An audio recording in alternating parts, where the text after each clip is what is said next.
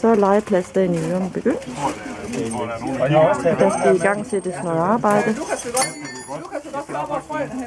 Der skal sættes solsejl op, og der skal gøres lidt rent i bedene.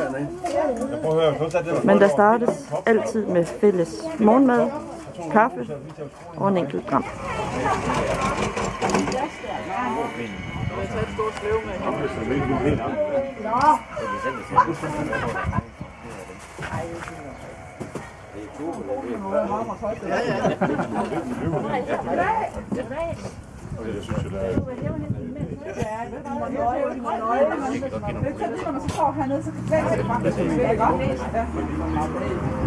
Emil har hentet sejl, så vi kan få det op.